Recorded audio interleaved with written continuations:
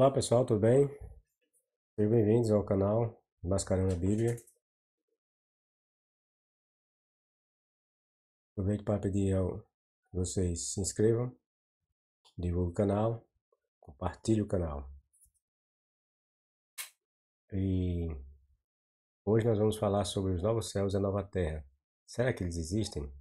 Será que a Bíblia, o Velho Testamento, mostram que havia essa esperança ou esse conceito, né, entre os hebreus de novos céus e uma nova terra, que segundo alguns cristãos, né, eles acreditam que a terra vai ser transformada num paraíso, né, em que todos eles viverão aqui para sempre. Tomam por base algumas passagens do Novo Testamento, livro de Apocalipse e a carta de Pedro, né, que fala de novos céus, a nova terra, que eles aguardam segundo sua justiça, coisa desse tipo. Né? Será que essas passagens, no contexto do Novo Testamento, condiz com a verdade apresentada no Velho Testamento? Será que o Velho Testamento aprova essa ideia de que os hebreus acreditavam de que eles poderiam viver para sempre aqui na Terra? Hoje veremos se essa história tem base nos escritos dos judeus. Novos céus e a nova terra existem? Alguns, em especial crentes cristãos, creem em um paraíso que será instaurado aqui na Terra. Eles acham que essa terra vai ser transformada num paraíso similar ao que supostamente existiu no tempo de Adão e Eva, e que a morte, as doenças serão eliminadas, não existirão mais, como se supõe que não existiam na época de Adão e Eva. Vamos fazer uma varredura na segunda carta do suposto apóstolo Pedro, do apóstolo Pedro. Lá há uma das referências aos novos céus e à nova terra. O que temos de notar nessa carta é que Pedro faz um comparativo entre os céus e terra que havia lá na época de Noé e que aqueles haviam sido destruídos pela água, as águas do dilúvio, né? Os céus e terra que foram destruídos no dilúvio eram literais. Não há nenhum sentido figurado aqui para eles, exceto quanto ao conjunto céus e terra, que nesse contexto aqui representam uma só coisa, ou seja, o mundo. Quando Pedro falou lá que os céus e terra do passado foram destruídos nas águas do dilúvio, só um idiota vai imaginar que os céus foram destruídos pelas águas do dilúvio. É óbvio que esses céus e essa terra que ele está se referindo era o mundo que os homens habitavam. E como sabemos disso? Você acha que o céu que estava sobre as cabeças das pessoas no tempo de Noé foram inundados? Foram destruídos? É óbvio que não. Foi a terra que fora e não o céu. Mas o escritor junta o céu e a terra e numa só expressão. Mas ele quer dizer que isso aí é o mundo que era conhecido dos povos do passado. No caso, os povos antediluvianos, certo? Pedro tenta argumentar também que, como naquela época houve pessoas escarnecendo, mangando das promessas, porque se supõe que Noé, né, saiu pregando, né, de que haveria um dilúvio, tal. Então, Pedro argumenta que, como naquela época houve pessoas que escarneciam, no caso de Noé e sua família, porque aguardavam uma salvação por meio de um dilúvio, através da arca, né? Dessa forma, em seu tempo, não seria diferente. Pedro faz essa alusão e diz que aqueles povos da época de Noé foram destruídos nas águas do dilúvio porque escarneceram da mensagem que Noé tinha de salvação, né? Aí ele diz que também no seu tempo as pessoas também passariam pelo mesmo julgamento, teriam o mesmo tratamento, Só que no tempo de Noé, aquelas pessoas, ou os céus e terra que haviam, foram destruídos com água. Mas esses do seu tempo, os céus e terra do seu tempo, seriam destruídos com base em fogo, por meio do fogo. Eles voluntariamente ignoram isto. Isso Pedro falando. Que pela palavra de Deus, já desde a antiguidade, existiam os céus e a terra. Os céus e a terra, ou seja, os céus e a terra que foi tirada da água, e no meio da água subsiste, pelas quais coisas pereceu o mundo de então. Perceberam? Coisas pereceu o mundo de então, coberto com águas do dilúvio. Pedro está falando aquilo que nós acabamos de mencionar.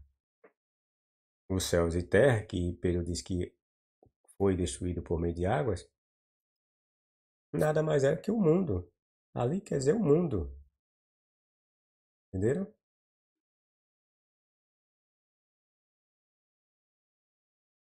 Segunda Pedro 3, 5 e 6.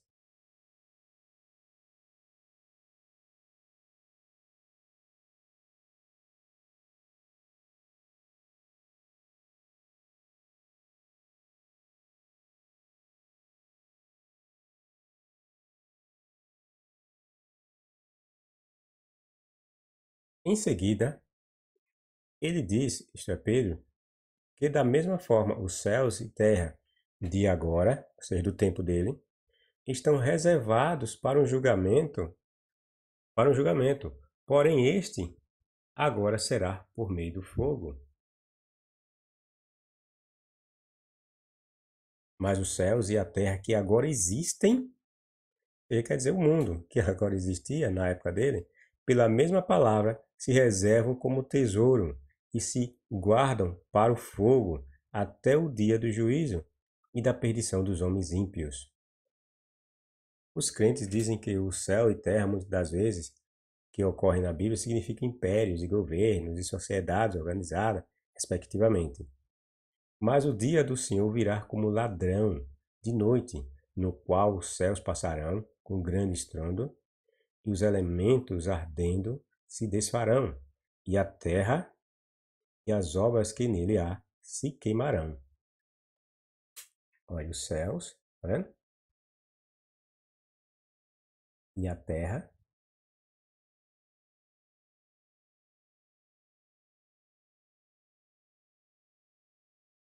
serão queimadas junto com suas obras. Ele está se referindo aqui, céus e terra aqui, é o mundo. Entendeu? E tudo que há nele, ou seja, os seus elementos, serão destruídos, se desfarão. É essa a ideia do texto. Havendo, pois, de perecer todas estas coisas, e pessoas vos convém ser em santo trato e piedade, aguardando, aguardando e apresentando-vos, desculpem, para a vinda do dia de Deus, em que os céus em fogo se desfarão. Os céus em fogo se desfarão. O fogo consumirá os céus e os elementos ardentes se fundirão.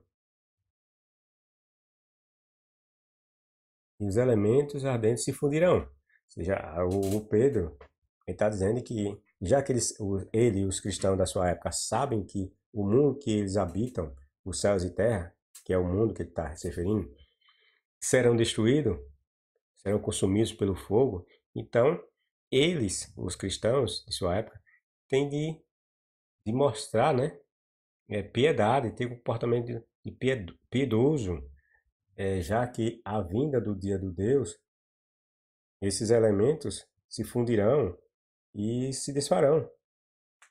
Ele admoesta os cristãos a terem um comportamento diferente, entendeu? Mas nós, segundo a promessa, aguardamos novos céus e uma nova terra, em que habita a justiça. Veja, Pedro Veja que ele se colocou nesses novos céus e nova terra. Ele diz, olha, mas nós quem? Os cristãos. Ele e os cristãos de sua época. Ele se incluiu. Veja, mas nós, ele não diz, ele não se excluiu é, como não estando dentro desses novos céus, dessa nova terra. Entenderam? Pedro diz que ele vai estar nesses novos céus, nessa nova terra, em que há de habitar a justiça.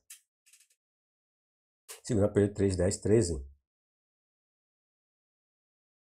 Como podemos notar, os novos céus e a nova terra, pelo menos na epístola de Pedro, não se referem a uma nova sociedade ou um novo agrupamento de pessoas sob um novo governo. Tem nada disso. Isso é maluquice que inventou essa bobagem. A carta de Pedro não diz nada disso, certo? Não tem elementos para você dizer que Pedro está falando que novos céus é um novo governo, ou se refere a governo, e que a Terra é um conjunto de novas pessoas ou uma nova sociedade. Tem nada a ver. Não há o mínimo indício dessa interpretação. O pensamento de Pedro não é nada diferente aos dos crentes de seu tempo. E qual era esse pensamento de Pedro e que era igual aos crentes da sua época? Todos pensavam que seu mundo, que é o nosso atualmente, já que em seus dias não ocorreu nenhum dia do Senhor, que fez com que os céus e a terra se dissolvessem e os elementos contidos neles fossem fundidos, seria julgado e destruído por fogo. Era esse o pensamento de Pedro e os seus contemporâneos. Eles imaginavam que essa terra, esse mundo, que como ele chama aqui os céus e a terra, que envolve as pessoas, o mundo das pessoas, seriam destruídos por fogo, seriam consumidos. Por que eles tinham essa ideia maluca e pregoavam nas passagens? Porque eles achavam que o mundo era dominado pelo diabo. O mundo inteiro jaz no poder do iníquo, né? Então esse mundo não prestava para eles.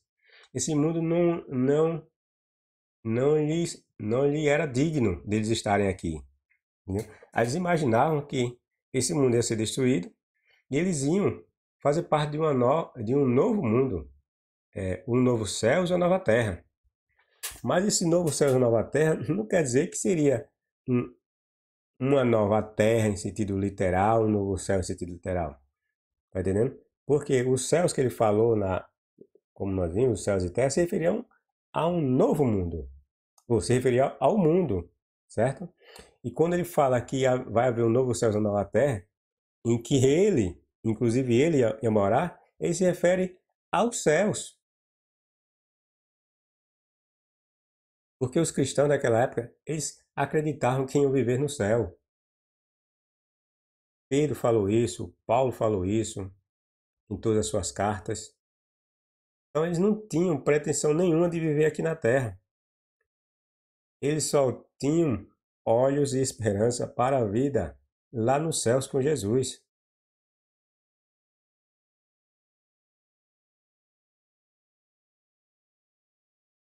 Não esqueça que Pedro traça um paralelo entre seus dias e os de Noé. Mas onde então estariam esses novos céus e nova terra após a destruição dos atuais? Onde se localizariam? Eu já falei onde se localizaria, né? Esses novos céus e nova terra. Qual era a esperança dos cristãos do primeiro século? E para quem se dirigiam as palavras dessa epístola? É claro que os crentes do primeiro século criam que iriam para o céu, e essas palavras proferidas por Pedro eram dirigidas a eles. A quem mais essas cartas, essas supostas cartas de Pedro, segunda carta de Pedro no caso, foram direcionadas para quem?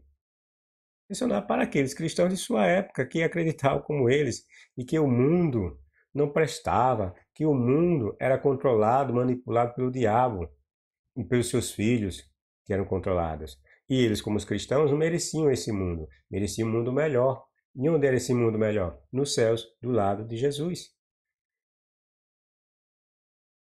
É claro que os crentes do primeiro século criam que iriam para o céu, e essas palavras proferidas por Pedro eram dirigidas a eles, Portanto, os novos céus e a nova terra se encontravam nos céus espirituais, onde ficaria a morada de Deus. Certa vez, Jesus deixou claro, embora não entendido pelos seus discípulos, que após sua ida para os céus, ele retornaria para buscar seus discípulos, os pescadores, a fim de que, onde ele estivesse, na casa do seu pai, né, como ele disse, havia muitas moradas, eles também estivessem. Entenderam? A ideia do Novo Testamento, toda ela gira ou se centraliza na esperança ou na crença nutrida pelos cristãos a partir dos apóstolos de Jesus, de que eles viveriam para sempre no céu. Esse eram os novos céus e a nova terra que eles aguardavam, segundo, e que iriam habitar a justiça. Não tem nada de céu e terra aqui na terra, tá entendendo?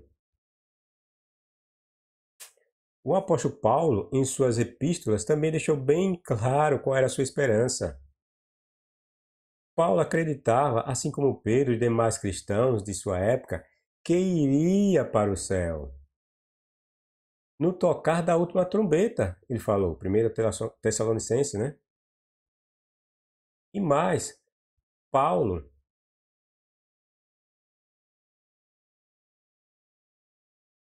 foi ainda mais além. Ele pensava que sequer morreria, porque ele se incluiu entre aqueles que estariam vivos, né? Poderiam estar vivos, e que não viriam à morte, mas que seriam levantados, aliás, que seriam arrebatados, né? Depois dos mortos que haviam dormidos, né? Na esperança de Cristo. Ou seja, cristãos como Paulo ainda cria que aqueles que haviam falecido na esperança de Cristo seriam ressuscitados para o céu, não ficariam na terra. Ele fala, né, que os mortos, de modo algum, os vivos, de modo algum, precederiam os mortos. Ou seja, ele queria dizer que os vivos, que ele achava que estaria vivo quando Cristo viesse, iriam primeiro para o céu de que aqueles que estavam mortos. Aí diz que não, ele diz que primeiro os mortos seriam ressuscitados em corpos espirituais poderosos, à semelhança de Cristo, e iriam para o céu. E após isso tudo no soar da trombeta de Jesus, né? De Jesus ou do arcanjo, né? De Jesus, ele diz que Jesus apareceria com voz de arcanjo. Então, o Paulo acreditava que os mortos seriam ressuscitados nesse soar de trombeta, seus corpos seriam transformados da forma que seria similar à forma do corpo de Cristo, e ele, vivo, com os outros cristãos, também passariam por essa transformação, após a subida desses que estivessem mortos, ou que foram mortos, na esperança de Cristo. Veja, nem os mortos ficariam na terra. Iriam todos para o céu, viverem para sempre no céu. Ele diz que aí subiriam e se encontravam, e iam se encontrar com o Senhor Jesus e viver para sempre. Olha que coisinha mais linda. Parece conto, né? Mas não, são conto, né? Conto. O enredo é de um conto infantil. Pois é, era essa esperança de vida nos céus que era nutrida por Paulo e seus contemporâneos. Eles nunca imaginaram ou desejaram viver na terra, porque, como eu disse, eles tinham essa ideia deturpada que tudo aqui na terra era controlado e era manipulado pelo diabo. O mundo era imundo, né? Como muitas das cartas, nós vemos esses cristãos falando que o mundo é cheio de concupiscência, de imoralidade e de obras da carne, essas coisas todas, essas bobagens, né? Nós vemos eles falando que o mundo é permeado por essas coisas e que por essas coisas o mundo seria destruído. Tá entendendo? Dizia ele que seu corpo e os de muitos cristãos de sua época passariam por uma transformação em que eles, os seus corpos, assumiriam uma glória tal qual a do próprio Jesus. Acredita Paulo, acreditava, né? Que ele passaria para a eternidade com um corpo incorruptível e, portanto, imune a qualquer morte, sobretudo a física. Aqui nós vemos em 1 Coríntios, né, capítulo 15, salvo engano. Notem que Paulo e Pedro estavam completamente enganados. Tanto que eles morreram e não viram Jesus coisa nenhuma. E muito menos seus corpos se converteram em imortais. Todos morreram como meros mortais. Se eles existiram, seus corpos estão lá em alguma sepultura, numa cova ou catatumba lá na Palestina. Ou como acham alguns cristãos que ele foi para Roma, né? Morreu por lá, então tá lá em alguma catatumba lá de Roma, Pedro e Paulo. Mas de onde Pedro e o apóstolo João teriam tirado essa história de novos céus e uma nova terra, que está presente no livro de Apocalipse e na carta de Pedro, como nós dissemos, né? De onde foi que eles vieram com essa história de novos céus e nova terra? Olha, vocês têm que colocar uma coisa na cabeça. As ideias, as figuras que nos são apresentadas no Novo Testamento, elas são todas tiradas do Velho Testamento.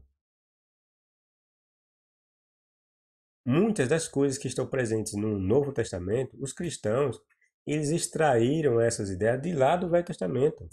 Porque em sua época não existia Novo Testamento. Eles tiravam suas doutrinas, suas crenças, com base nas coisas que estavam no Velho Testamento. Tá entendendo? Por isso que vocês, é por isso que eu estou dizendo que nós vamos buscar agora no Velho Testamento de onde foi que Pedro e João tiraram essas ideias de novos céus e nova terra e colocaram em suas epístolas. O João no seu livro, né?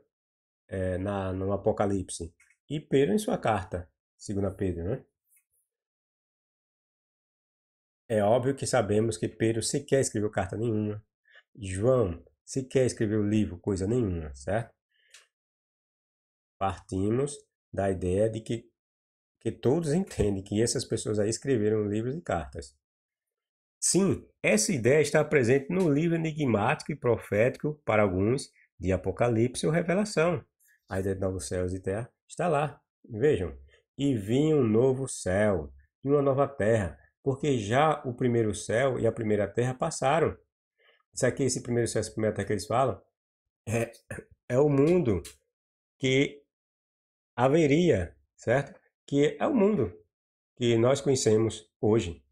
Esse primeiro céu e essa primeira terra que eles falam, que João, aqui no Apocalipse está falando, é a terra, ou o mundo que nós conhecemos. E lembre-se que céu e terra que ele fala é o mundo, certo?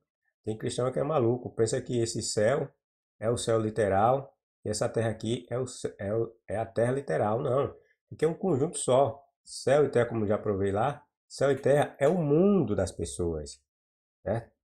É o mundo em que as pessoas existem. As pessoas existem onde? Na terra e abaixo dos céus. Aí eles entendem como um mundo. Entendiam como um mundo. E o mar já não existe. E o mar já não existem.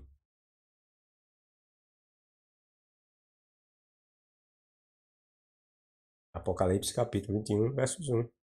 A maioria dos cristãos do primeiro século criavam ou criam suas doutrinas, desculpe, criavam, né? Criavam suas doutrinas de passagens extraídas de forma descontextualizadas do Velho Testamento, como eu acabei de falar. As ideias contidas no Novo Testamento vão buscar de lado, vão buscar a sua fonte no Velho Testamento, porque na época deles não tinha o Novo Testamento. O Novo Testamento é criado a partir das ideias contidas nas doutrinas dos cristãos, tentando buscar corroboração nas ideias do Velho Testamento. Ou seja, mentiras criadas pelos cristãos tentam ser corroboradas ou, ou, ou tenta buscar suas origens ou sua razão de ser nos contos criados pelos os judeus. Até porque sabemos ou, ou presumimos, né, que o Novo Testamento foi criado por judeus, né? Então nada mais óbvio que esses cristãos que eram de nacionalidade judia fossem buscar ou fossem se inspirar no Velho Testamento. É nesse testamento, sobretudo no livro de Isaías, que Pedro e João acharam o substrato para a sua crença de haver novos céus e uma nova terra. Analisemos juntos essa passagem. Ouçam bem, vou criar novos céus. Isso é o Deus hebreu falando. Ouçam bem, vou criar novos céus e nova terra. E tão maravilhosos que até ninguém mais se lembrará dos anteriores. Alegrem-se, folguem para sempre com a minha criação. Vejam, tornarei a criar Jerusalém como um lugar de felicidade e o seu povo viverá em gozo. Veja que eu marquei, viu? Eu deixei em negrito os pontos principais. Criar novos céus e nova terra. Tornarei a criar Jerusalém. Veja, criar Jerusalém como um lugar de felicidade e seu povo viverá em gozo. Eu vou explicar tudo isso aí. Terei plena alegria em Jerusalém e no meu povo. Isso Deus hebreu, dizendo que ia ter prazer, alegria plena em Jerusalém e no seu povo. Nunca mais ali se ouvirá nem a voz do choro, nem a dos lamentos. Nunca mais morrerão ali crianças com apenas alguns dias de vida. Nunca mais se considerará velha uma pessoa de 100 anos. Tudo isso aonde? Aqui, pessoal, olha. Tudo isso vai acontecer, que o Deus hebreu está falando, tudo isso ia acontecer em Jerusalém. Nessa Jerusalém que ele disse que ia criar. Tá entendendo? Então, nessa Jerusalém que ia ser criada, não ia haver mais, olha. Não ia se ouvir mais o choro, nem os lamentos. Não ia mais morrerem crianças com apenas poucos dias de vida. Nunca mais se consideraria velha uma pessoa com 100 anos. E só pecadores morrerão jovens. Só os pecadores iam morrer jovens. Aonde? Na Jerusalém que esse Deus hebreu está dizendo que ia criar. Não é no céu nem de terra em canto nenhum. Aliás, no céu e não aqui na terra. Tá entendendo? É isso que eu quero dizer. Esse novos céus aqui que esse Deus hebreu está falando, olha, novos céus e nova terra, nada mais é que a terra onde os hebreus pisavam. Tá entendendo? Nesse caso, essa nova céu e nova terra era o território de Jerusalém. Tá entendendo?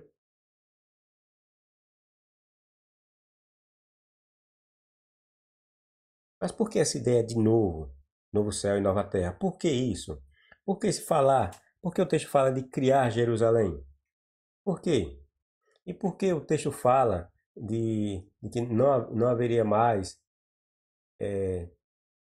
choro, choro e nem lamentos, e nem crianças vivendo com poucos dias de vida e, e pessoas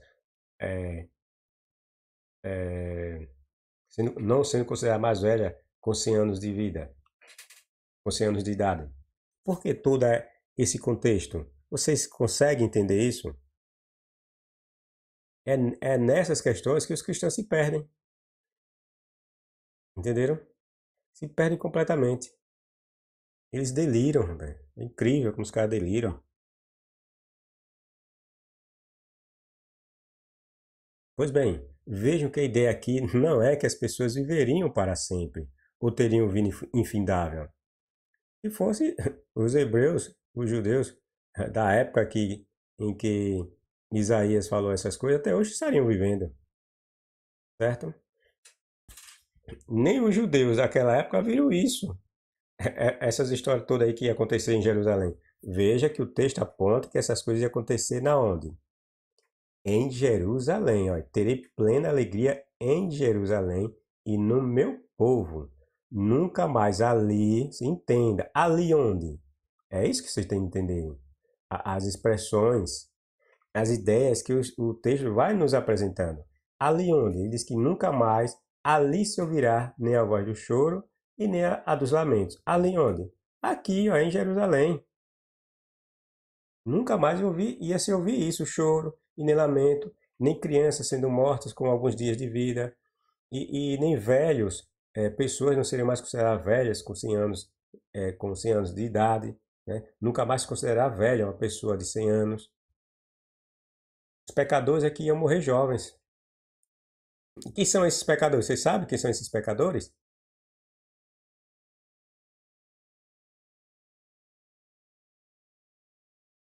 Entenderam?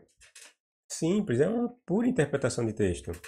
Tem que estar fazendo malabarismo e mentira em cima do texto. Veja que a ideia aqui não é que as pessoas viveriam para sempre, ou teriam vida infindável como alguns, por não saber interpretar textos, ensinam por aí. Tem nada de paraíso aqui na Terra nenhuma. As pessoas vão viver para sempre. Não, o texto não quer dizer isso. Ele diz que os hebreus, obedientes às leis de Javé, não morrerão em idade jovem, mas terão vidas longas a ponto de alguém com mais de 100 anos não ser considerado velho. É isso que o texto quer dizer. O texto aponta que os hebreus viveriam mais, teriam um período de vida mais longos. Não é que eles vão viver eternamente, mas sua condição de vida seria melhorada. Eles teriam é, é, sua longevidade seria aumentada, mas não ao ponto de viver eternamente. Está entendendo? Não é isso que o texto quer dizer. Quando o texto diz que só os pecadores morrerão jovens, ele está dizendo que haverá mortes e que este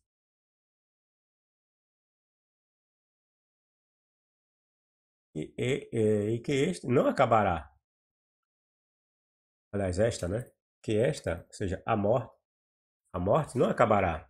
Vai haver mortes, ainda vai haver pessoas que morrendo. Só que os judeus, os hebreus que viverão nessa Jerusalém que o Deus hebreu fala em criar, e que os cristãos, coitados, aí vem a expressão aí, que o Deus hebreu falou em criar Jerusalém, eles levaram lá para o Apocalipse como a nova Jerusalém. Por quê? Porque o Deus hebreu falou que ia criar uma Jerusalém, ou seja, então é uma nova Jerusalém, entenderam? Aí eles levam lá para o Apocalipse como nova Jerusalém. Só que a ideia do Deus hebreu aqui em criar a Jerusalém não é que a cidade ia ser, ia, ele ia criar uma Jerusalém, de fato, certo? Ou que essa Jerusalém diz respeito a uma outra Jerusalém nos céus, como os cristãos apontam lá no Apocalipse. É tudo mentira, os caras eles inventavam mentira, ia buscar um elemento ali e acolá e jogavam lá no Novo Testamento. Eles criaram essa ideia de Nova Jerusalém a partir desse texto, porque o Deus hebreu fala de criar Jerusalém. Ou seja, se ele vai criar Jerusalém, então é uma nova Jerusalém. Veja que mente. Mas por quê? Como eu disse lá, por que o Deus hebreu falou em criar Jerusalém? Ou seja, criar uma nova Jerusalém, né? Já que se cria a antiga, acabaria e surgiria uma nova. Certo? Por quê? Isaías usou essa expressão, que o Deus hebreu ia criar uma Jerusalém, que ali não ia haver mais lamento nem choro de criança, e que as pessoas ali não viveriam com pouco tempo de vida. Por quê? Vocês conseguem entender isso? Eu vou explicar para vocês. Então, como eu já falei, isso não significa que as pessoas ali iam viver para sempre. Não tem nada a ver. Simplesmente diz que a vida das pessoas ia ser um pouco mais prolongadas. Só isso. Mas só o fato de dizer que quem morrerá jovem serão os pecadores, não há como interpretar essa passagem de Isaías e dizer que aqui envolve um paraíso em que as pessoas viverão para sempre e que nunca mais morrerão e que não sofrerão, não morrerão, não ficarão doentes. Não tem nada a ver. Não está dizendo que as pessoas jovens não morrerão. Tira, está dizendo que lá ali, e ainda mais, é em Jerusalém. Veja que é em Jerusalém, localiza. Não é a terra. É assim, o texto nos mostra a localização espacial em que estaria acontecendo essas condições de não haver mais pessoas morrendo com pouco tempo de idade, com pouca idade, é, de não se considerar mais velho pessoas com 100 anos. Tudo isso era ali naquela localização, Jerusalém, em que esse Deus hebreu disse que ia criar. Simplesmente a passagem nos diz que o Deus hebreu ia criar novas condições para os hebreus. Só isso, rapaz.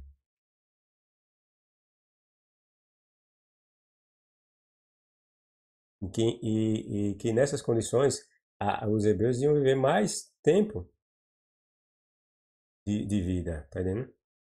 Mas por que o Deus hebreu, repito, por que o Deus hebreu falou nessas questões de dar mais vida para os hebreus, de crianças não mais morrerem com menos tempos de vida, de não haver mais choros e lamentos na Jerusalém que ele ia criar? Por quê? Primeiro, porque há menção de pecador. Desculpa, eu estou repetindo, né? Na questão, eu estou falando da questão de. Desculpe, que não podemos pensar que essa passagem diz respeito a um paraíso em que as pessoas não mais morrerão e que viverão para sempre. Por quê? Não podemos pensar assim. Primeiro, porque há a menção de pecadores. E segundo, que esses pecadores morrerão tanto quanto os não pecadores. A passagem mostra, certo? A diferença é que os pecadores poderão morrer jovens, o que não ocorrerá com os santos ou abençoados de Javé. O texto separa, tá entendendo? E haveria pecadores e não pecadores. Esses pecadores iam viver, ou os não pecadores iam viver lá nessa Jerusalém. E o Deus Hebreus fala que ia criar, que o Deus Hebreus fala que ia criar. Ou seja, quem são esses pecadores? Vocês imaginam quem sejam esses pecadores e esses não pecadores? Simplesmente são judeus e não judeus. Esses, esses não pecadores que vivem nessas condições maravilhosas são os judeus, os hebreus. A Bíblia só mostra passagens que vão favorecer o povo que a escreveu. Tá entendendo? Esses pecadores são os gentios, os pagãos. Tá entendendo? É esses que iam viver menos. Enquanto que os hebreus iam viver bem mais. Iam viver nessas condições maravilhosas, viverem um pouco mais, terem suas vidas um pouco mais prolongadas, não ter, não, não haver mais choros e lamentos em sua terra, tá entendendo? Dos jovens não morrerem com pouco tempo de vida. A diferença é que os pecadores morrerão jovens, o que não ocorrerá com os santos abençoados de Javé, que nada mais é que o restante sobrevivente de Israel, que virá dos confins da terra quando acabasse o cativeiro, pessoal. Tá entendendo? Essa passagem, eu já falei lá nas profecias de Isaías 61, que fala da mentirada de Lucas, que diz que Jesus pegou o rolo e, e leu o livro do rolo do Isaías. Falei da questão lá, falo dessa questão ainda lá nas profecias que os cristãos, de forma mentirosa, dizem que as profecias de Miqueias e Isaías se referem a Jesus. Eu falo dessa questão. Os textos de Isaías, Ezequiel, e, e Miqueias, eles trazem, pessoal, contexto de guerra. os hebreus, nesses livros, desses profetas, eles estão é, dentro de um contexto de guerra e são considerados cativos, escravos de povos gentios, como babilônios, assírios, tá entendendo? Daí o texto de Isaías, aqui que nós estamos tratando, falar de Javé criar Jerusalém, ou seja, criar uma nova Jerusalém. Por quê? Porque Jerusalém seria destruída nesses conflitos entre judeus e não judeus, os pagãos. Jerusalém foi destruída, por exemplo, quando os babilônios invadiram suas terras, destruíram o templo, né, o templo sagrado que eles tinham, e a Jerusalém. Por isso, Deus hebreu fala que ia criar Jerusalém. Por quê? Porque Jerusalém ia ser destruída. Daí, ele falar aqui em Nova Jerusalém. Só que o cristão, o que eles fizeram, os cristãos do primeiro século? Os cristãos de nosso tempo são tolos porque acreditam nessas mentiras, né? Eles não vão para o texto e procuram entender o texto. E os cristãos do primeiro século são mentirosos, foram mentirosos, porque eles pegaram os textos, descontextualizaram e levaram para o Novo Testamento, inventando um monte de mentirada. A Nova Jerusalém não tem nada a ver com a Jerusalém no céu, não tem nada a ver. Essa Nova Jerusalém que o texto fala é uma Jerusalém aqui na terra, a Jerusalém dos hebreus mesmo. A antiga Jerusalém é aquela Jerusalém que hoje os judeus moram, entendeu? É ali que o Isaías imaginava que o Deus hebreu ia fazer uma nova Jerusalém, na terra, tá entendendo? E por que aquela situação que ele fala de não haver mais choro nem lamento de crianças? Porque o que acontece numa guerra, pessoal, é crianças chorando e lamentando pela morte de seus pais. Então, nessa nova Jerusalém, que o Deus hebreu promete criar essas condições, não haveria mais guerra de povos procurando invadir Jerusalém. É isso que ele promete, que não haverá mais guerras de conflitos de povos pagãos invadindo Jerusalém. Daí não haver mais morte, não haver mais choro e nem pranto dessas pessoas que iam morar ou viver nessa Jerusalém. E daí ele falar da questão de prolongar a vida, de que o jovem não ia morrer mais com pouco tempo de vida. Porque não ia haver guerra, não havendo guerra, não há mortes. Aquelas crianças ou jovens não vão morrer com pouco tempo de vida, porque não vai haver morte por causa das guerras. Não vai haver lamento nem choro com a perda de vidas dos seus pais ou a perda de vida dos filhos e os pais se lamentando. Tá entendendo? É essa a ideia do texto, pessoal. Mas os cristãos e alguns que acreditam que isso aí diz respeito a um paraíso aqui na Terra, não tem nada a ver. Isso é mentira, pessoal. Pessoas que abusam da sua fé, da sua boa fé, entendeu? Isso não existe.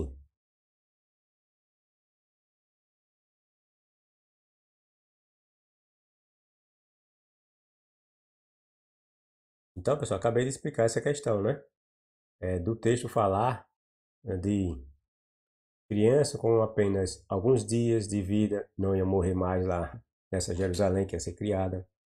A Jerusalém no meu povo, perceberam? É clara, a passagem é clara. E ali, onde é ali, como eu falei? Ali é em Jerusalém. E esses novos céus e nova terra que o Deus está falando, nada mais é os novos céus e nova terra é aqui, ó, Jerusalém, se refere a Jerusalém. Esses novos céus e nova terra estão aqui em Jerusalém, entendeu? E tornarei a criar Jerusalém como um lugar de felicidade e meu povo viverá em gozo. Por quê? Ele fala em felicidade. Porque Jerusalém seria invadida, ou seja, só naquele momento seria um lugar de tristeza, de desprazer total. Mas nessa nova que o Deus hebreu prometeu que ia criar, ia haver novas situações. Não haveria mais invasões de povos gentios a Jerusalém, e com isso evitar a morte de crianças que iam chorar e lamentar, como diz aqui o texto, aí, choro e, e lamentos. Por quê? Porque aqui essa passagem é ambientada num, é, num, num ambiente de guerra, tá entendendo? Ele retrata toda essa situação no ambiente de guerra. Daí ele fala isso, de crianças com apenas alguns dias de vida, não mais morreriam. Não ia haver guerra, não ia, essa criança não ia morrer com pouco tempo de vida. Tá entendendo?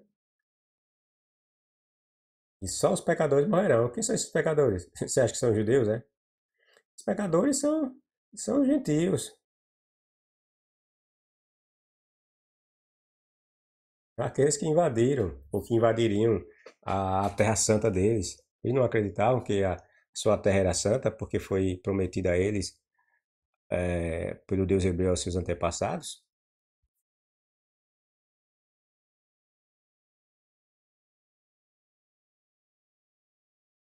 Naqueles dias, ó, ele fala, naqueles dias, quando alguém construir uma casa, será mesmo para viver nela a vida inteira. Olha, as pessoas que iam construir suas casas iam viver nela, será mesmo para viver nela a vida inteira, a vida das pessoas.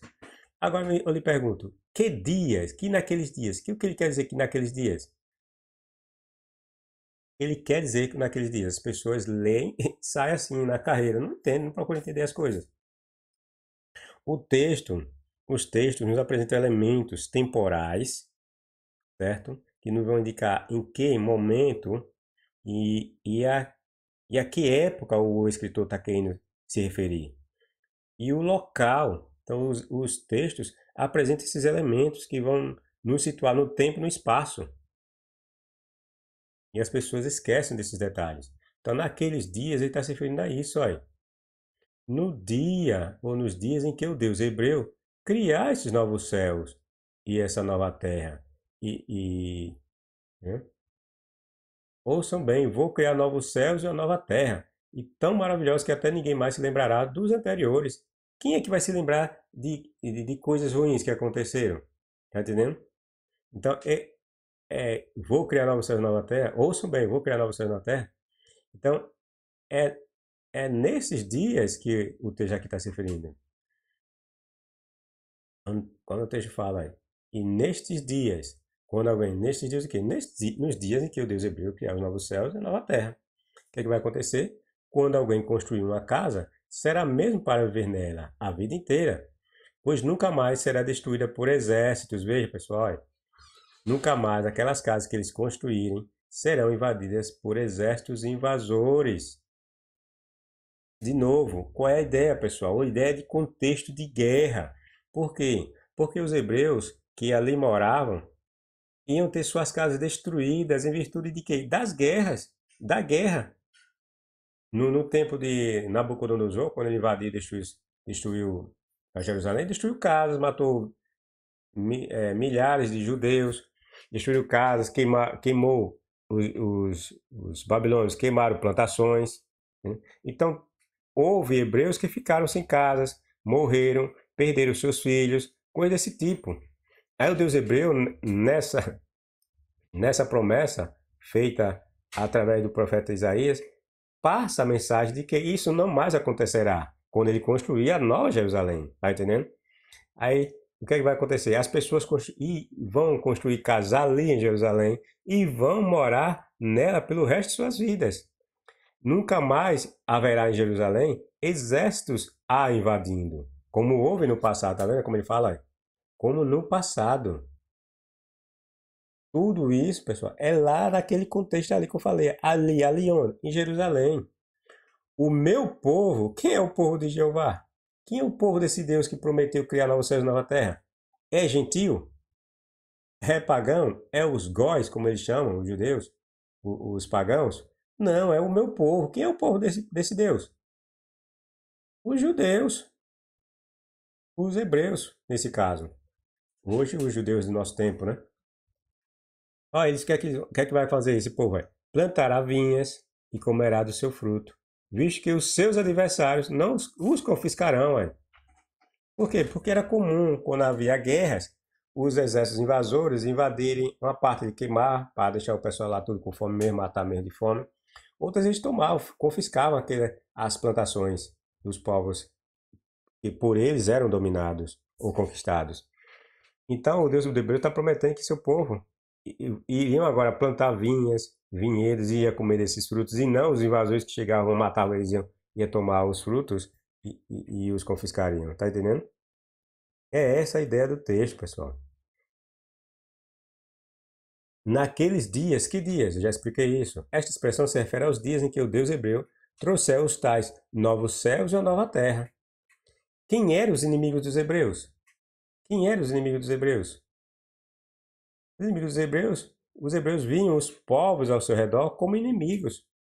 Eram os gentios que eram os inimigos dos hebreus. Os hebreus, em toda a sua narrativa primitiva, sempre considerou os góis, ou povos pagãos, os de outras nações, como seus inimigos. Os hebreus dividem o mundo assim, em hebreus e não hebreus, pagãos e hebreus ou judeus. É assim que eles dividem o povo em suas narrativas. Veja, por exemplo, como os hebreus viam a condição dos outros povos em comparação à sua. Vejam. Levanta-te, meu povo. Meu povo? Quem é o povo? E estava se referindo naquela época? Quem era? Era algum cananeu? Não, eram os judeus da época de Isaías. Que a tua luz brilhe para todas as nações. Vejam, ele mandou o povo se levantar, né? Nessa linguagem aqui. Ele manda o povo se levantar para brilhar perante os outros povos. Ou seja, esse povo que ele diz que é dele, brilha como uma luz. É uma luz para os outros povos. Aqui é a tua luz. A luz de quê? Desse povo. O povo que é dele. Brilhe para todas as nações verem. Ou seja, é um povo especial, né? Que iria ser visto pelos outros povos como que uma luz brilhando. Porque a glória do Senhor está a radiar de ti. Olha, diz que a glória de Deus, desse Deus hebreu, estava sobre esse povo. E que ia causar esse brilho tão intenso que os outros povos iam se admirar e verem a glória desse povo. Porque a glória desse povo era reflexo da glória de seu Deus. Os outros povos da terra, veja como ele fala, tá vendo? Existe, olha, o meu povo e os outros povos da terra. É o que eu falei para vocês. Os judeus, ou os hebreus, quando fazem suas narrativas, eles dividiam os povos em judeu ou hebreu e os outros povos, ou o que eles chamavam de gentios ou góis. Era assim. Eles se viam como um povo especial em suas narrativas. Serão cobertos por uma escuridão. Veja, os outros povos da terra serão cobertos por uma escuridão tão densa como a noite escura. Lógico, se eles iam ter a luz do Deus hebreu sobre eles, os outros povos iam ver e olhar para eles como que algo, como que uma luz brilhante. Tá lembrado? Que a tua luz brilhe para todas as nações, Israel, meu povo. Porque os outros povos da terra serão cobertos por uma escuridão tão densa como a noite escura. Mas a glória do Senhor, onde é que a glória do Senhor vai estar? A glória do Senhor estará sobre ti, Israel. Veja, todas as nações, tá vendo? Todas as nações, à exceção de Israel, virão para a tua luz. Porque só quem tem luz é Israel. Veja, os outros povos estão aonde? Os outros povos estão cobertos de escuridão, de densas trevas. Mas Israel não. Israel tem o quê? Tem a luz do seu Deus sobre eles. Aí. Israel brilha. Israel é demais. Já os outros povos, o que é que tem os outros povos? Os outros povos estão cobertos de densas trevas, tão densas quanto a escuridão da noite. Veja a condição em que o Deus hebreu coloca seu povo e os outros povos. Entendeu?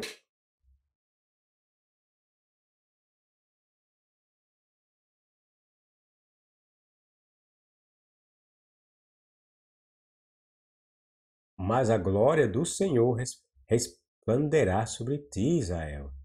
A glória, o brilho, o fulgor do Deus hebreu vai resvalar, resplandecer em Israel.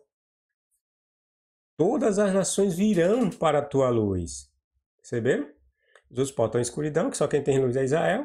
Então os outros povos vão recorrer a Israel. Poderosos reis, veja, poderosos reis se chegarão para verem a glória do Senhor no teu seio. Tá vendo? Poderosos reis das nações pagãs vão recorrer vão se achegar a Israel para ver a glória dele. Levanta os olhos e vê. Veja, teus filhos, tuas filhas, estão a regressar vindos de terras bem longe. Teus filhos e tuas filhas estão a regressar vindos de terras bem longe. O que ele quer dizer com isso? Porque os hebreus, como eu digo, como eu explico para vocês, como eu já disse em outras passagens, Isaías, Ezequiel, Miqueias, são ambientados em um clima de guerra, em que eles seriam cativos, seriam levados para terras estrangeiras. Aí o Deus hebreu promete trazê-los de volta. Por isso que fala aqui, teus filhos, ó Israel. Os filhos aqui é desse povo aqui, que vai brilhar. Entendeu? Então esses filhos, que são os cativos, regressarão. Eles vão regressar, vindos de terras bem longe, ou seja, das terras que os levaram como cativos, como escravos. Eles vão retornar dessas terras para onde? Vão voltar para a terra que o Deus hebreu prometeu, agora sendo nova. Ele não disse que vai criar uma nova Jerusalém? Vou criar Jerusalém. Então esses judeus ou hebreus que iriam se encontrar cativos em terras estrangeiras, iriam regressar e iriam encontrar uma nova Jerusalém. Não mais aquela Jerusalém que eles saíram e que estava com seus muros, suas casas, seus campos todos destruídos. Mas não, o Deus hebreu agora ia trazê-los de volta para essa nova Jerusalém. Está entendendo?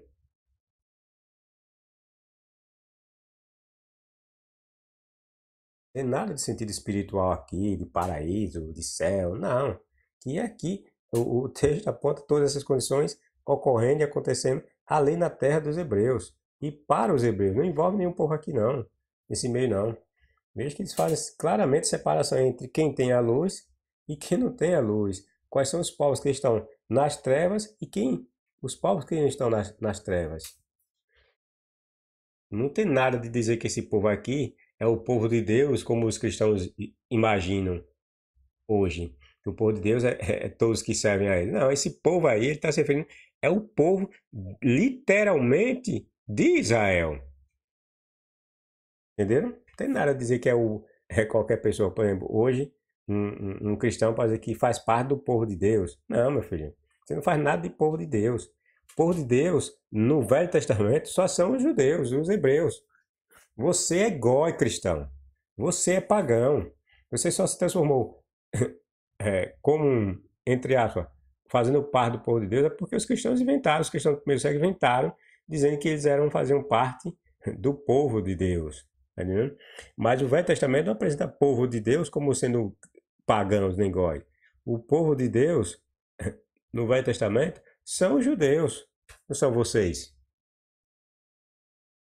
Os outros povos eram vistos pelos hebreus como cães nojentos. Vejam como é que eles viam os outros povos. Os cristãos pensam que quando leem nos textos o meu povo, imaginam que ele se refira a uma expressão genérica que diz respeito tanto aos hebreus fiéis quanto aos cristãos de hoje. É muita ignorância, sendo que é claro que seu escritor, quando a usa, está a se referir tão somente a Israel e não a outros povos pagãos ou gentios. Viverá tanto tempo quanto a vida das árvores e desfrutará daquilo que ganharam com tanto esforço e suor. As searas não serão comidas pelos inimigos. Nas guerras, né? Essas searas eram comidas, devoradas pelos soldados, né? Que vinham famintos, né? De não sei quantos dias caminhando até chegar no destino para guerrear. Então, quando eles vinham lá, uma plantação, qualquer coisa, invadia, matava todo mundo, tomava e comia.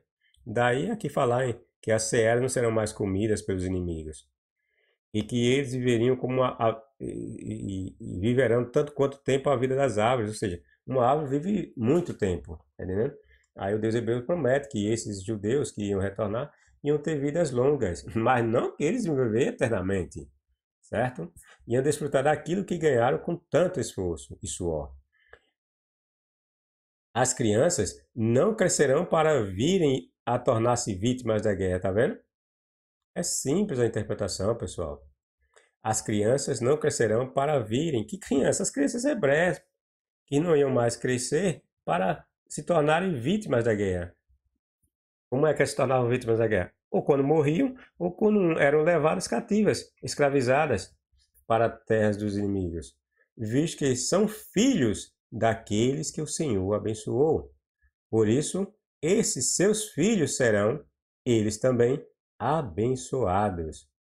Entenderam, pessoal? Quem são esse povo abençoado, santo, que as passagens falam muitas das vezes? É os hebreus. Os hebreus são abençoados pelo Deus hebreu. Responderei às suas orações, ao Deus hebreu falando, responderei às suas orações, ainda antes que as tenham formulado. Quando ainda estiverem a falar comigo, apresentando as suas necessidades, adiantar-me-ei e responderei às suas orações. Ou seja, o texto é claro, não tem nada a ver de paraíso. Entenderam? É um contexto de guerra que Isaías está apresentando, que mais tarde os hebreus seriam beneficiados e iam angariar as bênçãos desse Deus hebreu.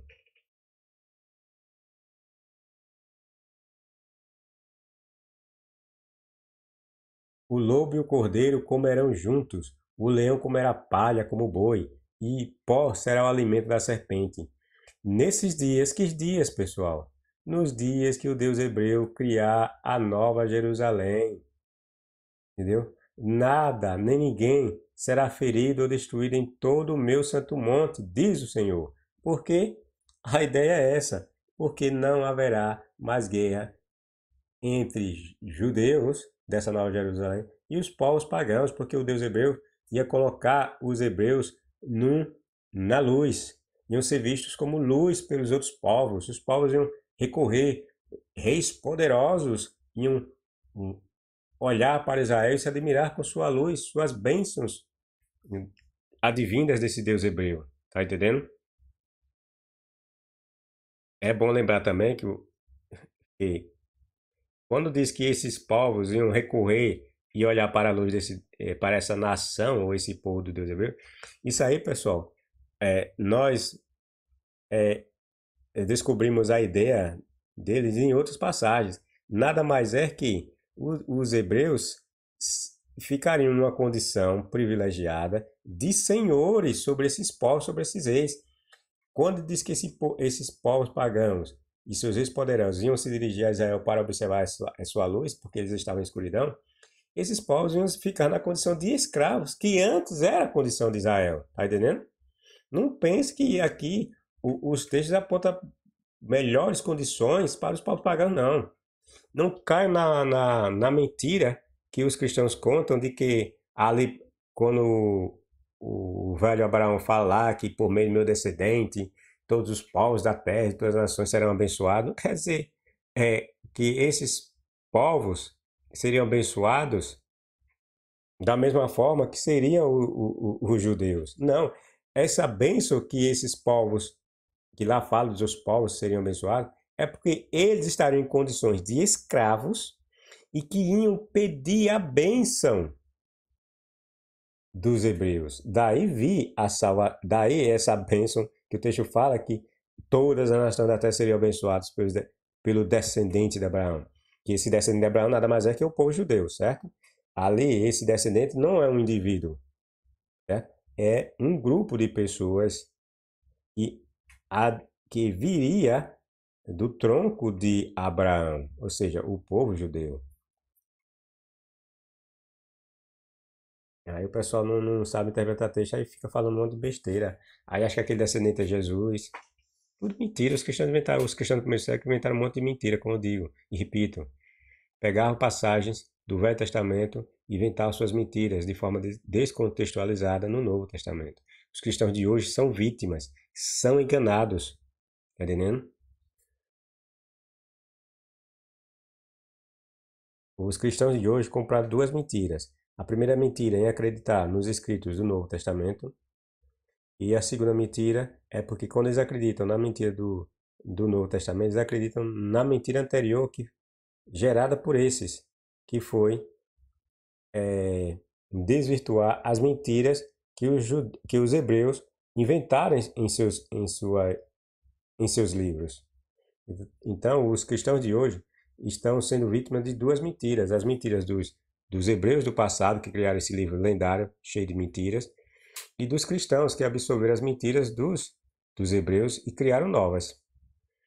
Portanto, podemos notar, Isaías apenas usou várias figuras de linguagens ou figuras figurativas, ou várias linguagens figurativas, para querer dizer que os novos céus e a nova terra, os quais seriam criados por Javé, nada mais é que uma nova situação pela qual os hebreus remanescentes, ou que viriam de terras nas quais estariam exilados, em cativeiros, passariam a usufruir. É essa a ideia, pessoal. Os cristãos ignorantes do primeiro século inventaram que esses novos céus e essa nova terra seriam literais, e que os antigos céus e terra seriam queimados, já que eles acreditavam que morariam nos céus. Então, para quê? Né? Existir céu e terra antigo? Vai ser tudo tocado fogo, porque eu não vou morar aqui, para que serve isso aqui? Tá entendendo? Essa loucura cristã é extraída do texto de Isaías. Essa ideia de fogo, de consumir terra e céus, eles tiraram também dessa mesma passagem que nós acabamos de ver, que eles interpretaram tudo errado. Tá entendendo? Essa loucura cristã é extraída do texto de Isaías, porque o profeta falou de fogo e espada no capítulo 66. Veja. Pois eis que virá Jeová com fogo. Veja. Com fogo. E os seus carros serão como torvilhinho, para retribuir a sua ira com furor e a sua repreensão com labaredas de fogo. Tá entendendo? Quando foi que os cristãos tiraram essa ideia de que os novos céus seriam consumidos por fogo? Aliás, que os céus e terra antigos, ou os velhos, né? Seriam consumidos com fogo, e que o mundo, os céus e terra iriam passar, e que seus elementos seriam dissolvidos, né, em fogo, por causa disso. Porque a passagem de Isaías fala também de fogo, que o Deus hebreu ia usar, né, com labaredas de fogo, pois com fogo e com a sua espada, perceberam? Com fogo e espada entrará Jeová em juízo com toda a carne. Que toda a carne aqui? Quem é esse juízo? Esse juízo que ele quer dizer é guerra, é batalha, é julgamento. Tá entendendo? Esse Deus hebreu ia vir para guerrear com toda a carne. Quem é esse toda a carne? Quem é toda a carne? Aí os cristãos pensam que é. Aí deliram. Toda a carne aqui, meu amigo. Aqui se refere que esse Deus hebreu, quer dizer que esse Deus hebreu ia guerrear contra as nações que colocaram o seu povo na condição de escravo. Entendendo? Essa toda a carne aqui nada mais é que os pagãos. E serão muitos os que ficarão mortos por Jeová. Entendendo? É por isso que eles falam de que os céus e terra iam ser queimados e iam ser criados novos céus e nova terra. Tá entendendo? Por que isso? Por que essa ideia de fogo, espada e labaredas? Porque em guerras é justamente o que acontece. As pessoas da época viam o quê? Fogo. Os inimigos, eles colocavam fogo em casas, nas plantações, tá entendendo? Daí o, daí João, quando escreveu o seu Apocalipse, falar de fogo. De Pedro falar de fogo que ia consumir a terra, ia consumir o céu e terra, tá entendendo? Porque eles viram nessa passagem algo literal. Só que aqui não tem nada de literal. Quando Deus hebreu fala que aqui ele vai usar fogo, trabalho de fogo e que entrar em guerra com. Isso é tudo figurativo. E como sabemos disso? E não vai trazer nada de fogo nem nada. Primeiro porque isso nunca aconteceu. Porque isso era para acontecer lá na época que os judeus saíram do cativeiro da Babilônia. E ele tocou fogo em alguma terra? O Deus hebreu tocou fogo em alguma terra? Tocou fogo em porcaria nenhuma. Quem tocou fogo e eles viram tocando fogo foi Jerusalém que caiu no fogo. Tá entendendo?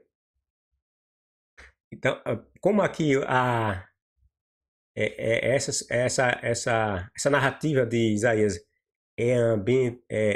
está dentro do ambiente de guerra, então a presença de fogo, de labareda de fogo, de espadas, porque era isso. Além do mais, lembre-se que o Deus Hebreus é o quê? O Deus Hebreus é um Deus de guerra. Ele se intitula como Jeová dos Exércitos. Daí ele aparecer aqui tocando fogo contra os seus inimigos, com fogo, com labareda de fogo, com os seus carros, porque o Deus Hebreus era idealizado pelos hebreus como um Deus guerreiro, um Deus que tinha capacete, que tinha espada, que tinha carros de fogo. Então está aqui toda a retratação que os hebreus vinham de seu Deus. Olha. O Deus hebreus ia lutar contra as nações a favor do seu povo, com seu carro de guerra, com espada e com labareda de fogo, jogando fogo e metendo a espada contra os povos inimigos de Israel. Tá entendendo? Então, tudo isso aqui é figurativo, nunca aconteceu. E aí, será mesmo queimados os céus e a terra antiga para dar lugar aos novos céus e terra? Como já vimos, isso está claro que nunca que passou pela cabeça de Isaías. A ignorância e a alienação dos cristãos de nossa época são demais. Note que o contexto apresentado por Isaías está ambientado num período de guerra.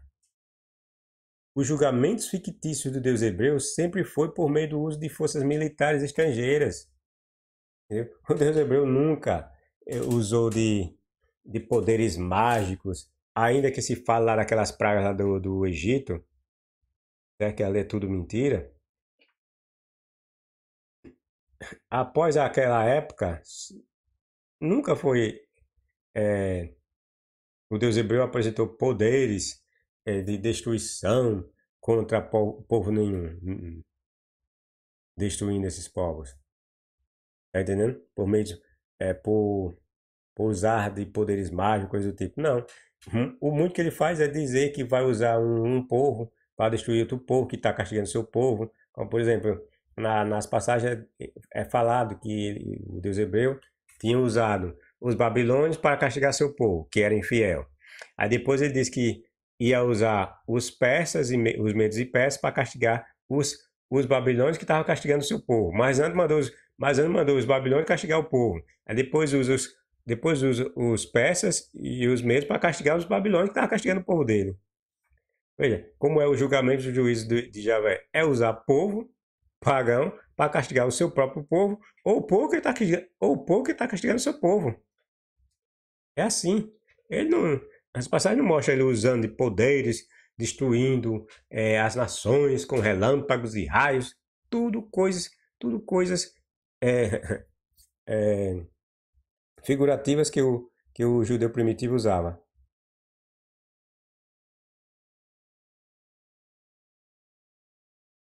O julgamento fictício do Deus hebreu sempre foi por meio do uso de forças militares estrangeiras. Ainda que se fale lá daquela história mentirosa que ele usou um anjo e matou 185 soldados assírios, isso ali é mentira, nunca existiu aquilo. Ali é bem provável que ali aconteceu alguma coisa que impediu os exércitos assírios de invadirem. Aí o escritor colocou em suas passagens como sendo uma ação do Deus hebreu.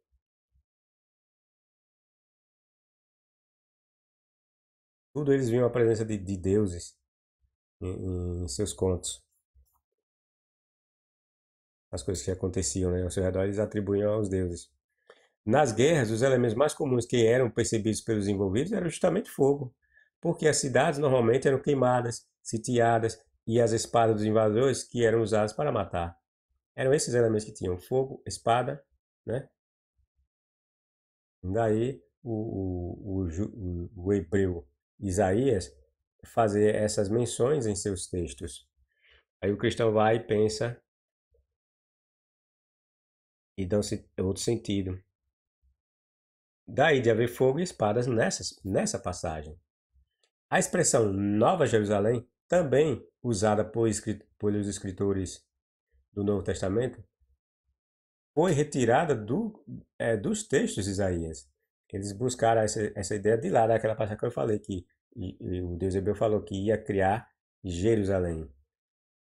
Aí eles entendem que seria uma nova Jerusalém.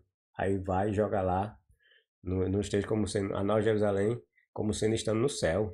Aí, às vezes, Paulo, né, ou quem escreveu a carta de Hebreus, fala da mãe, como é que chama? A nossa mãe é do alto, a nossa mãe é do alto, a Jerusalém celestial, a nova Jerusalém.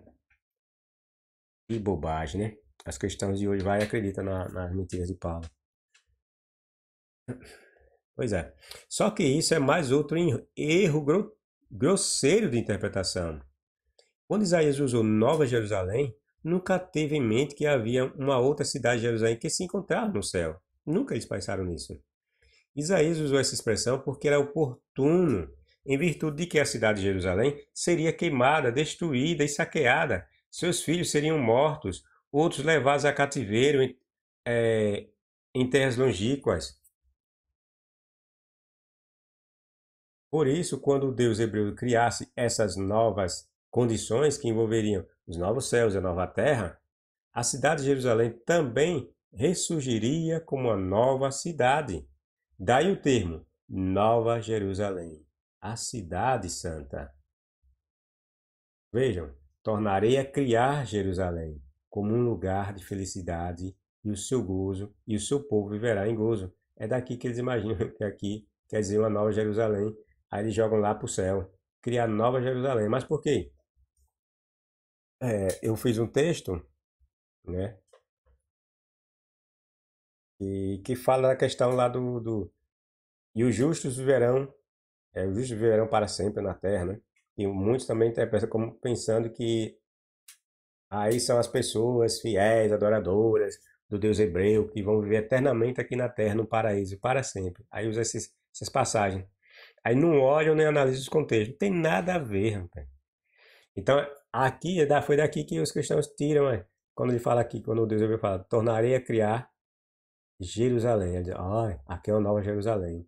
Aí eles jogam para essa nova Jerusalém lá no céu. Por quê? Porque os cristãos não pensavam em viver aqui na terra. Toda, toda a ideia dos cristãos é viver nos céus.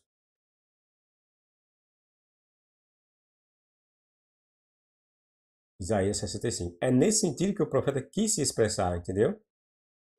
Os escritores do livro de Neemias viam o surgimento da Nova Jerusalém em seu tempo, vejam como foi que eles se expressaram, olha, o escritor de Neemias, olha, mostrando que a Nova Jerusalém, que Isaías estava prefigurando, teria acontecido, ocorrido no tempo de Neemias, quando as muralhas de tempo de Neemias, Esdras, né, teriam sido reconstruídas. Daí eles imaginaram ali ser uma nova Jerusalém, porque a antiga tinha sido destruída, estavam levantando os muros, né, as muralhas, mas tinha-nos sido dado ultimamente um momento de descanso, porque permitistes que alguns de nós regressassem a Jerusalém do cativeiro, tá vendo?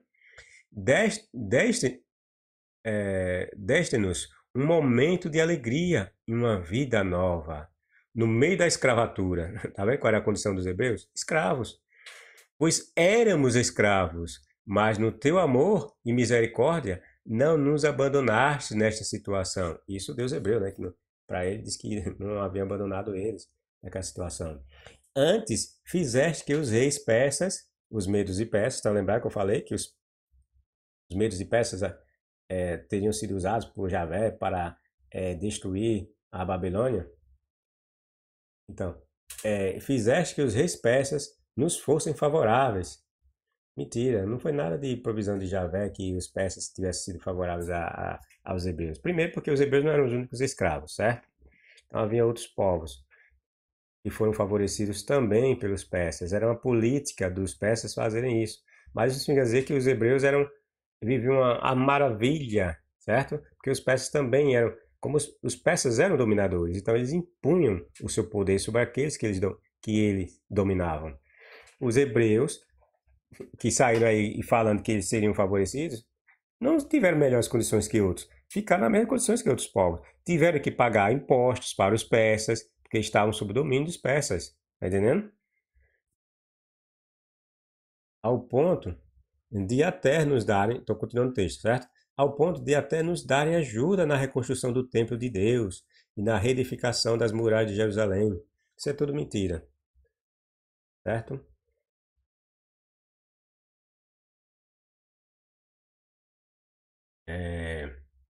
Nas muralhas de Jerusalém. Veja, na reconstrução do templo de Deus, na reedificação das muralhas de Jerusalém, para poder tornar-se uma parede defensiva em toda Judá. Então, nessa passagem, eles viram a construção da nova Jerusalém. Os judeus da época de Esdras, Neemias. Desculpem. Meus caros ouvintes, não existem nada de novos céus e uma nova terra, conforme alguns ensinam por aí. Tudo não passa de uma péssima interpretação de textos em cima de passagens do Velho Testamento. Os escritores do Novo Testamento fizeram uma salada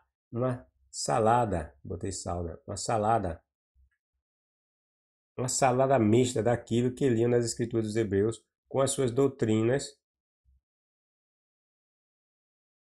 com suas crenças e doutrinas. Tentaram adaptar suas crendices com aquilo que liam nas escrituras dos hebreus.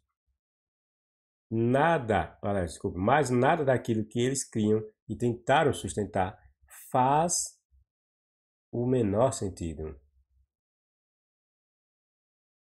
Quando lemos e procuramos interpretar esses textos, quando lemos e procuramos interpretar esses textos à luz de seus contextos, toda essa mentirada se desfaz. Entendeu, pessoal? É isso aí, pessoal. Dê seu like, seu dislike, se for o caso. Divulgue, compartilhe o canal. Comente, se vocês desejarem. Certo?